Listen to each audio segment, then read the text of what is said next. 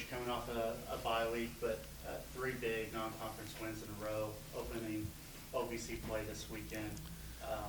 How happy, impressed are you with your team after non-conference play and heading into a big conference weekend and league play as a whole? Sure.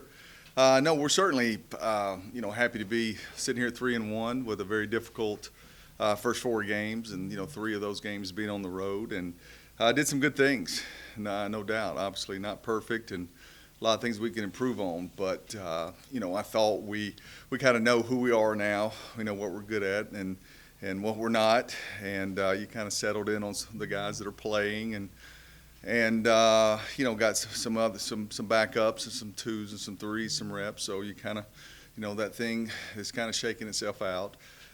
You hope that the bye week came in at a good week for us. We certainly could have used the rest, and I thought we had a good week of practice last week. We got caught with some weather on Friday, or on Thursday, so I didn't get quite as much done as I wanted to get done. But that's all right. We had 3 days off. The players did, so they'll be back today, and we're looking forward to starting OVC play.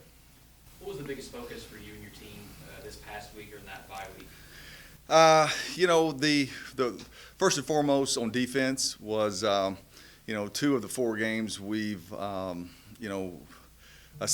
assignment in the secondary. We're cutting some guys loose, and obviously teams that play us see that on tape, and going to continue to exploit that. So we had to solidify some things on the back end in the secondary, and then trying to continue to develop some depth with the offensive line. We've been fortunate enough to play 5 guys for 4 straight games. So we're trying to make sure that we're good with that 6th guy, that 7th guy, the whole unit, trying to find out who can be the first guy that can go in when called upon. So those are the 2 things that we really emphasized. Don't know how much headway that we made, but that was the emphasis last week. What do you see with the Murray State team?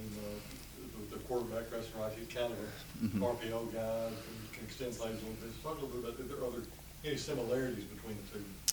Yeah, I don't know if I've ever looked at it like that. I know this. Preston beat us last year. We played awful on offense. It was a terrible plan. It was the first game of the year. I don't know if we knew exactly what to expect, and then we didn't make great in-game adjustments. And they beat us, I guess it was 14-3, so that was disappointing. But Preston's a guy you certainly, there's nothing you can show him that he hasn't seen already before playing in the league. You definitely don't want to get it down to a one-possession game. I think very similar to our guy from that aspect, because they're able to, to run it, RPO you and drop back, and they're tough enough to on short yardage you have to play 11 guys on offense and defense. So from that standpoint, yeah, I can see why you would ask that. But it's always difficult when you play an experienced guy in our league. There's certainly an advantage there for whatever team has the experienced quarterback. One thing you talked a lot about is comparing UT Martin's athletes versus our opponent's athletes. Mm-hmm. And you made a comment last week about Murray State's got some dudes that can play on both sides of the ball. Yeah. What concerns you most about Murray State next week athletically? Well, I'm going to start here first, is that it starts with their coach, okay? And that's not relative maybe to the question that you're asking, but, I think a lot of Dean Hood, and I know the defenses he's put on the field at Eastern Kentucky and all the experience he has at Wake Forest and University of Kentucky, and so they're always going to be sound, schematically sound. You're never going to you're not going to have more hats than them, and to be able to exploit things, they're going to be where they're supposed to be, and you have to make sure that you're solid in your schemes. And then you take that with to me, it starts with their secondary is what catches my eyes. I was just watching a big pass cut up of their 4 games, and there's only 17 big pass plays in the 4 games, okay? And they played 2 FBS opponent with Bowling Green and Cincinnati, who just got through with a win against with Notre Dame.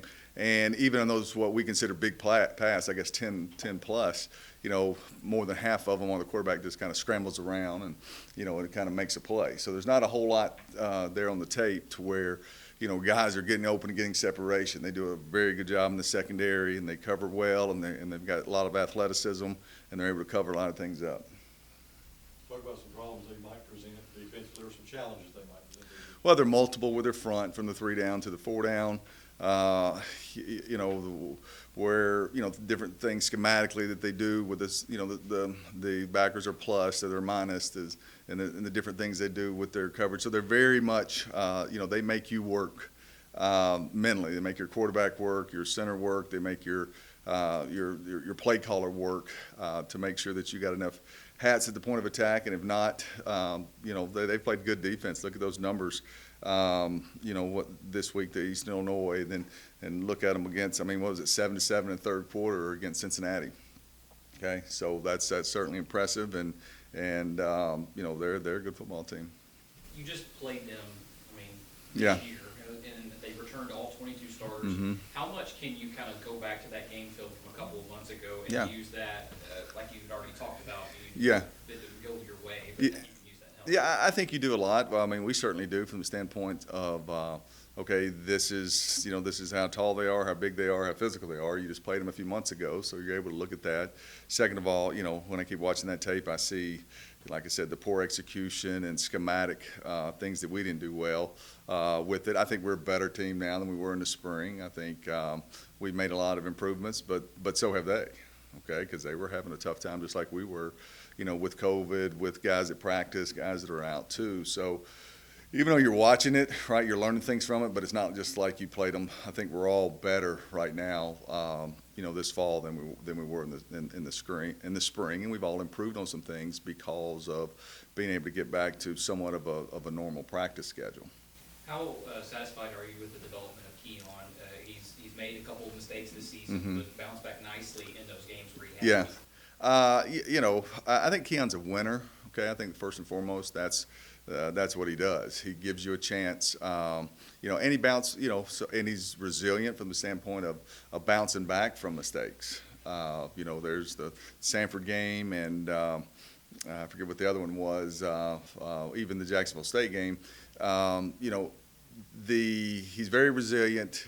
Short-term memory. He's able to, you know, to keep pushing through. He's he's mentally and physically tough.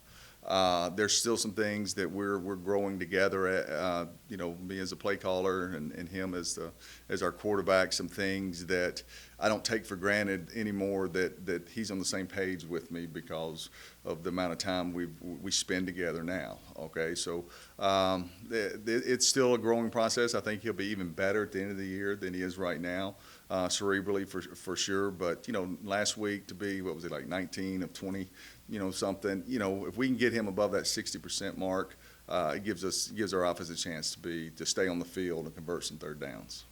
Special teams play was something that was a concern the first 3 weeks of the Mhm. season. Really gave up one decent return against Jacksonville State. Where are you? How do you feel now about your special teams play after 4 weeks?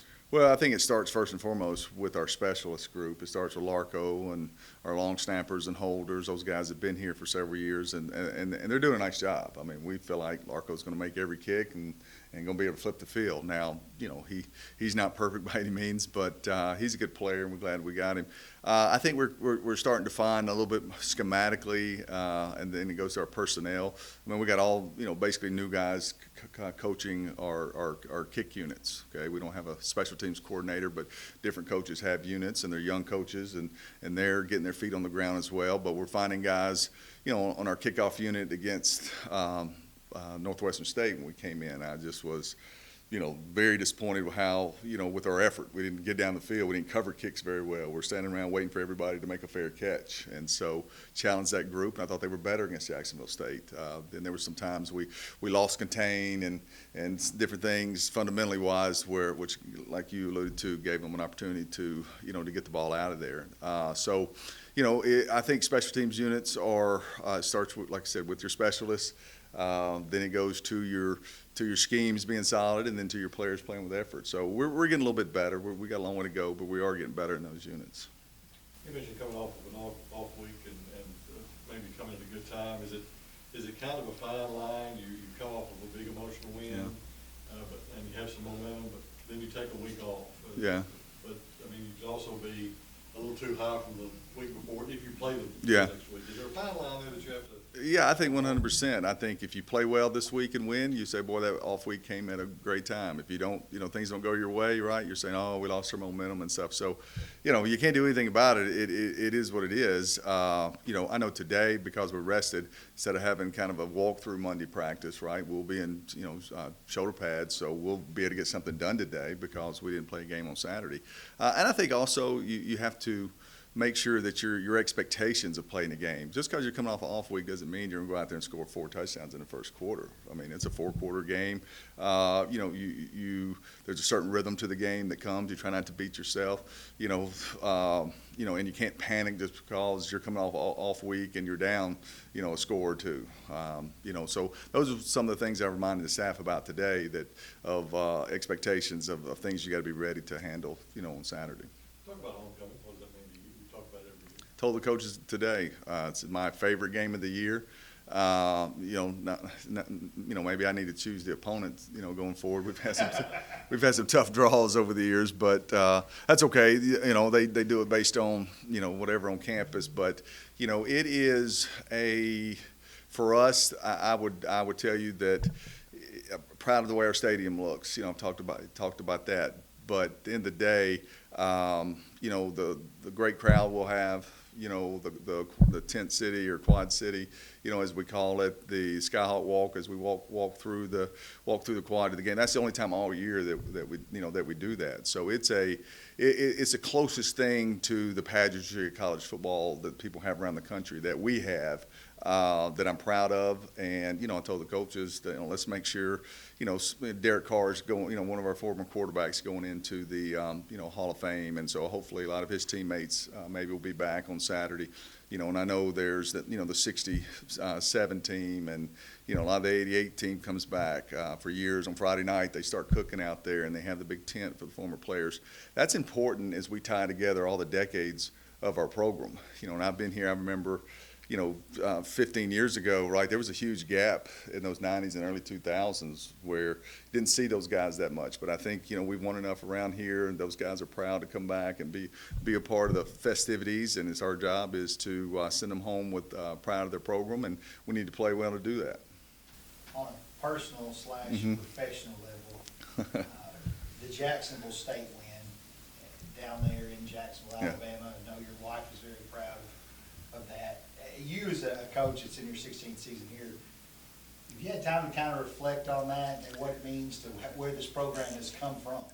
Yeah, John, I have. I was, we were retired this weekend, and, even some other coaches were like, hey, you had a big win last week. And, normal coach speak is, we got lucky or that ball bounced our way. But, no, I'm proud of it. No, heck yeah, we got a win on the road, and it's been a place that's been hard for us to win at. I remember, I don't know how many years ago it was, Alex, that we had never won at Eastern Illinois. Okay, we finally got got the win there on the road. Then, 23 straight times we hadn't beat Eastern Kentucky. That our program had not. Then we got that win. So, yeah, I'm very proud of that, to be the head coach that's part of some of those first or things that hadn't been accomplished in a long time. And like I was telling you when we started this, it's been 2 weeks since we played that game, but that locker room was great at Jacksonville State. It was a fun time. The kids fought hard. We were able to get out of there with the win because we've lost there at least twice on the road where that locker room was sad because we had opportunity to win it and let it get away from us. And so it's always different when you win at home, right, because your expectations are to win, but it's that much harder on the road because of the comfort level that a team has being there at home. And so you got to play better. You have to understand you're already down a few points. And to get that was a good feeling. So hopefully that continues to galvanize this football team, and we can build upon that. The strain, and the, you get used to winning, but you have to remember the things that you do in order to be able to win. And so we've got to make sure that we remind our players of that and go back to work today.